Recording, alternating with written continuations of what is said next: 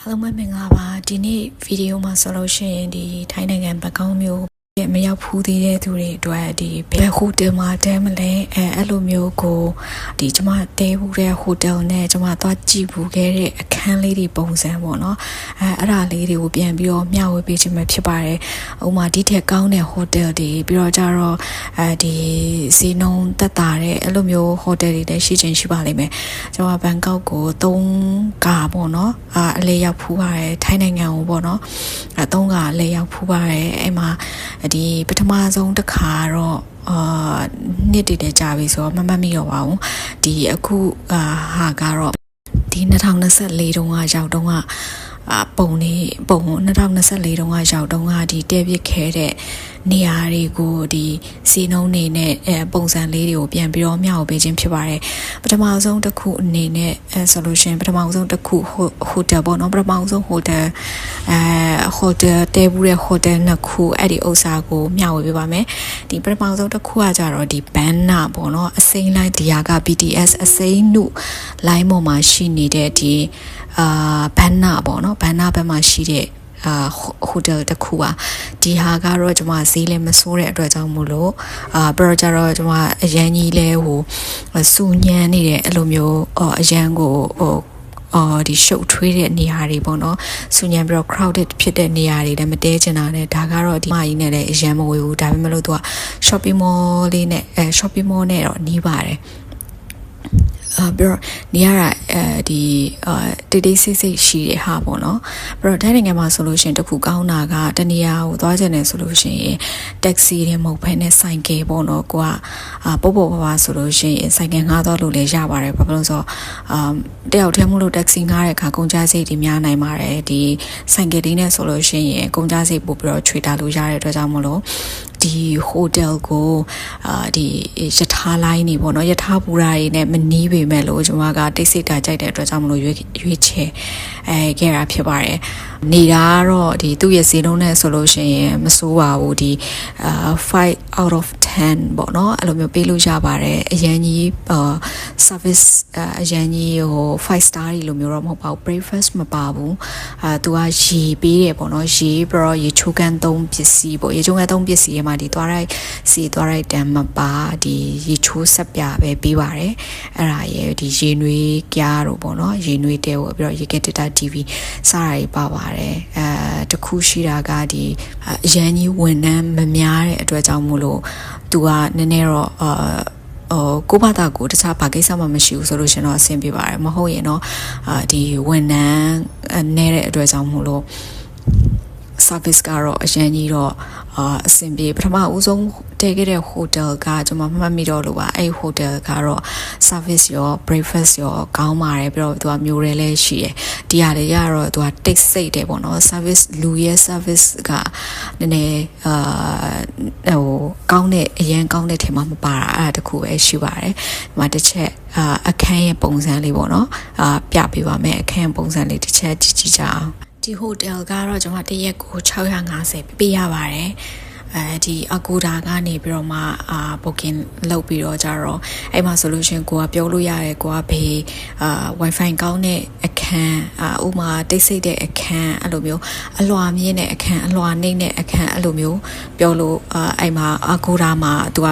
remark လေးရေးပြီးတော့ booking လုပ်လို့ရပါတယ်ကျမတို့ကတော့တစ်ရက်ကို650နဲ့တစ်ရက်ကိုဘတ်650ပေးရပါတယ်ပြီးတော့နောက်တစ်ခုကဒီအခုလိုမျိုးဟိုတယ်ဒီမှာပေါ့နော်လာပြက်သူကအဲ့လိုမျိုးနှစ်ပြက်အဲ့လိုမျိုးငားနေတဲ့သူတွေလည်းရှိပါတယ်ရှိတော့ကြတော့သူက residence ပုံစံမျိုးလည်းလုပ်ထားတာဖြစ်တဲ့အတွက်ကြောင့်မလို့သူကဟိုနေတဲ့သူတွေလည်းရှိရပေါ့နော်ဒီမှာဆိုလို့ရှိရင်ဒီဘီရိုပြီးတော့ဆိုဖာပြီးတော့ကြတော့ဒီအလုပ်လုပ်လို့ဒါမှမဟုတ်ရှင်စကြည့်လို့ရတဲ့စပွဲမှန်တင်ကုန်အကုန်ပါပါတယ်ကျွန်မအနေနဲ့ကတော့တခြား service တဲ့ဒီတိတ်ဆိတ်မှုပေါ့နော် AC မိုဒီ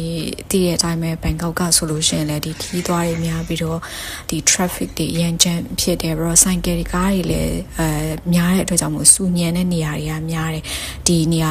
ရာမှာတဲခဲ့တဲ့ထဲမှာကြိုက်တာတစ်ခုကတော့အဲ့လို AACC နဲ့ပေါ့နော်ဆိုင်ကယ်တန်ကားတွေအတန်တွေမကြားရဘဲနဲ့ AACC တဲလို့ရခဲ့တာအဲ့ဒီဟာလေးတစ်ခုတော့နှစ်သက်မိပါတယ်ဒီနောက်တစ်ခုကတော့သူကလည်းအစိမ်းလိုင်းပေါ်မှာပဲပေါ့နော်ယထာ BTS အစိမ်းလိုင်းနဲ့သူကကြတော့အရန်နီးပါတယ်ဖုန်နဝေတီပေါ့နော်အဲ့ဒီ station နဲ့နီးတဲ့ဒီ S residence ဆိုတဲ့နေရာလေးကိုတက်ပြခဲ့ပါတယ်သူကတော့တရက်ကို680ပေးရပြီးတော့ကိုတလလုံးနေမဲ့သူဆိုလို့ရှိရင်တလကိုသူကနှလုံးနေမယ်ဆိုလို့ရှိရင်တော့သူက1500ပြီးတော့ကြတော့ deposit အနေနဲ့9500ပေါ့နော်ပေးရတယ်လို့ပြောပါတယ်တကယ်လို့ကိုက deposit မပေးချင်ဘူးဒီတိုင်းပဲဥမာဆိုလို့ရှိရင်ကို check out လုပ်တဲ့အခါမှာကိုထွက်တဲ့အခါမှာသူကဥမာကိုက1လ2လ3လအဲ့လိုမျိုးစာချုပ်ပြီးတော့နေရဆိုလို့ရှိရင်ကိုထွက်တဲ့အခါမှာဒီပျက်စီးဘာညာရှိရဆိုလို့ရှိရင်ဒီထိုင်းနိုင်ငံမှာဆိုလို့ရှိရင်ဒီdeposit ထဲကနေသူကပြန်နှုတ်တယ်ပေါ့နော်ရေဖို့မိဖို့နဲ့ဒီပျက်စီးရဲ့ဟာပေါ့နော်အဲ့လိုမျိုးပျက်စီးကအဲ့ဒါတွေကြည့်ပြီးတော့ပြန်နှုတ်တယ်လို့ပြောပါတယ်တကယ်လို့ကအဲ့ဒီဟာတွေရောခေါင်းမစားခြင်းဘူးရေဖို့မိဖို့တွေပါတယ်ညာလေခေါင်းမစားခြင်းဘူးဆိုလို့ရှင်တော့သူက12500 13500အဲ့ဒါဆိုလို့ရှိရင်သူကရှည်မီးဖို့လဲပေးစရာမလိုတလားပေါ့နော်တလားပြတ်နေမယ်ဆိုလို့ရှင်13500ရှည်မီးဖို့ပေးစရာမလိုဘူး deposit ပတ်စံပေးစရာမလိုဘူးပြီးတော့じゃကို check out လုပ်တဲ့အခါမှာဆိုလို့ရှင်လဲဘာမှခေါင်းရှုပ်စရာဥမာမီတာကအမှားနေလားရေကအမှားနေလားတခုပျက်စီးတာကိုကြောင့်ဟုတ်မဟုတ်အဲ့ဒါတွေခေါင်းစားစရာတော့မလိုတော့ဘူးပေါ့နော်ဒါပေမဲ့လို့သူကတော့13500လို့ပြောပါတယ်ဒီဟာမှာလဲကျွန်မကဒီဟာတဲပြတဲ့အကြောင်းကလည်းသူကဒီ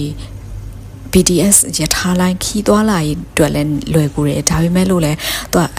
ဒီလမ်းလေးထဲမှာလုံးချင်းအိမ်လိုမျိုးလေးတွေနဲ့တိတ်တိတ်ဆိတ်ဆိတ်ပြီးတော့ခြံဝင်းကြီးကလည်းအကျယ်ကြီးဖြစ်တဲ့အတွက်ကြောင့်မို့လို့ ACC တိတ်တိတ်ဆိတ်ဆိတ်ရှိပါတယ်သူက hotel ပေါ့နော် residence လိုမျိုးလည်းဖြစ်တဲ့အတွက်ကြောင့်မို့လို့သူကအဲ့လိုလူတွေပေါ့နော်6လအဲ့လို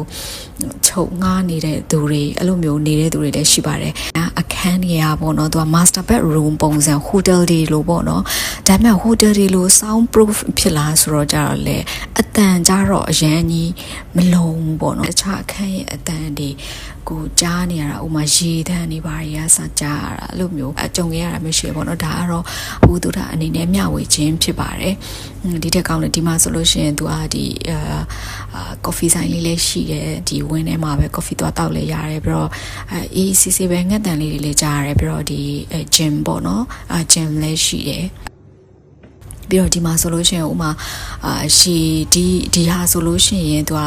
1680ဆိုပေမဲ့သူကဘာမှမပေးပါဘူးအခန်းနေမယ်ပေါ့နော်ရေတို့ဘာတို့ဆိုလို့ရှိရင်ကိုယ့်အကူဝယ်တောက်ရတယ်ပေါ့နော်အဲ့မှာရေဆိုလို့ရှိရင်လည်းသူကဒီထိုင်းနိုင်ငံရဲ့သူတို့ရဲ့ပုံစံဘယ်လိုမျိုးလဲဆိုတော့ကြတော့ရေဆက်လေးတွေပေါ့နော်ဝယ်လို့ရတဲ့ဆက်လေးရှိတယ်ကွိုင်းစီလေးတွေပေါ့နော်တပတ်ကွိုင်းစီလေးတွေနဲ့ထည့်ပြီးတော့ကြတော့ရေကိုပေါ့နော်ဝယ်လို့ကိုရေဘူးနဲ့ရေဘူးယူသွားအဲ့ဒီဆက်ကနေပြီးတော့မှအဲ့ဆက်ထဲကိုတစ်ပတ်ပေါ့နော်ကွိုင်းစီဒါမှမဟုတ်ရှင်နှစ်ပတ်အဲ့လိုမျိုးထည့်ပြီးတော့ကူလို့တလောက်ပေါ့နော်ထည့်ပြီးတော့ကြတော့ရေပဲတက်ဝယ်လို့ရပါတယ်အဲ့ဒါကတော့စီတက်တာပြီးတော့တပူးမှတစ်ပတ်လောက်ပဲကြပါတော့မဟုတ်လို့ရေဘူးလိုက်တိုင်းပြင်မှာဝယ်ရဲဆိုလို့ရှင်တော့ပို့ပြီးတော့ကြားတယ်ပေါ့နော်14ဘတ်16ဘတ်အဲ့လိုမျိုးရေတပူးကိုအဲ့လိုမျိုးပေးပြီးတော့တောင်းအောင်မှာဖြစ်ပါတယ်နောက်တစ်ခုအနေနဲ့ကတော့ဒီမြန်မာတွေအနေများတယ်ဆိုပြီးတော့ပြောများတဲ့ဘန်ကပီ area မှာရှိတဲ့ဒီအဝါလိုင်းပေါ့နော်ရထားလိုင်းအဝါလိုင်းနားမှာရှိတဲ့ဘာရွန်ဆိုတယ်ဆိုတဲ့ဟိုတယ်လေးပဲဖြစ်ပါတယ်အဲ့ဒါလေးကကြတော့ဒီအကူဒါကနေပြီးတော့မှ book တယ်ဆိုလို့ရှိရင်တရက်ကိုမှ900ပေါ့950လောက်ပဲကျပါတယ်အဲ့မှာသူကဟိုတယ်လေးကအဲ့ဒီလုံးချင်းအိမ်လေးတွေလိုမျိုးရှိတဲ့လမ်းထဲမှာရှိပြီးတော့ကြတော့အဲ့နားဟာဆိုလို့ရှင်လည်းဒီတိတ်ဆိတ်နဲ့နေလို့အရန်ကောင်းပါတယ်အေးချမ်းပါတယ်တိတ်ဆိတ်ပေမဲ့လို့တခြားနောက်ထပ်ကောင်းတာတစ်ခုကကြတော့ဒီ the more bank ပီတို့နောက်တစ်ခုက lotus တို့ macro တို့ပြီးတော့ကြတော့ဒီ ယထာ station နဲ့ပေါ့နော်ဘန်ကပီ station နဲ့ဆိုလို့ရှင်လဲရန်နေပါတယ်လမ်းထိပ်ထွက်လိုက်အောင်ပဲဖြစ်ပါတယ်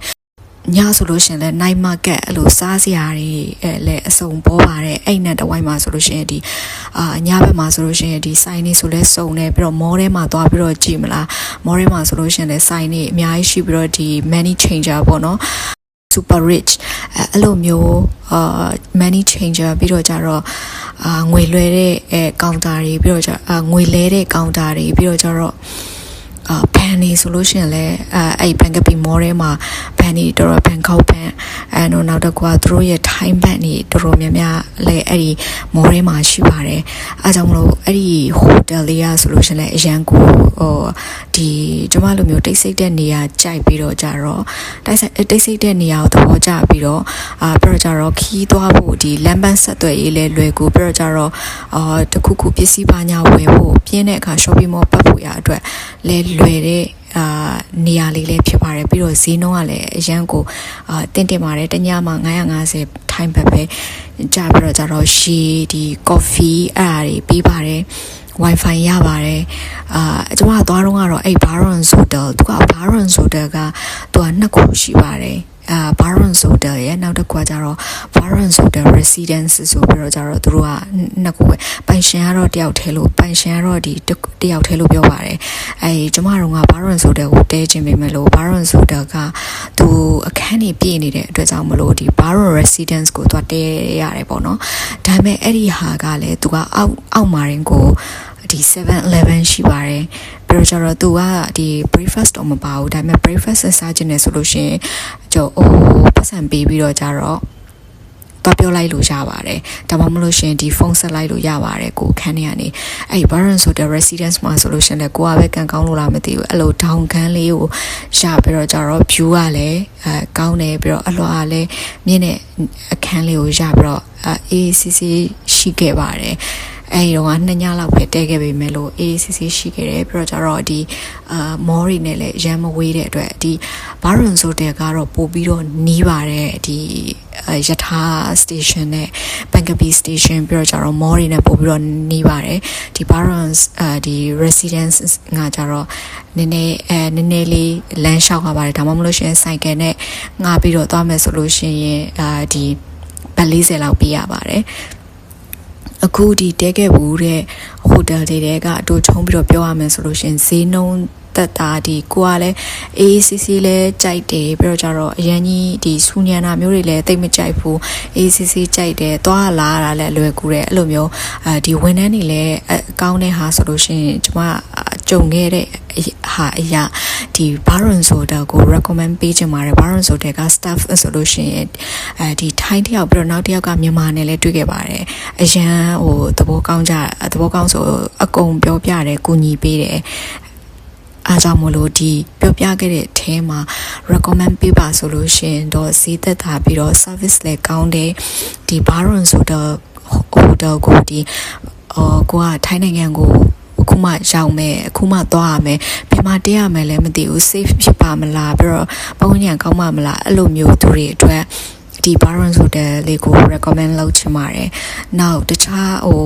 as residence ကလည်းဒီဖုန်နဝေတီပေါ့နော်။အဲ့ဒီအစိမ်းနုယထာအစိမ်းနုလိုင်းနဲ့နီးပါတယ်။သူလည်းနီးပါတယ်။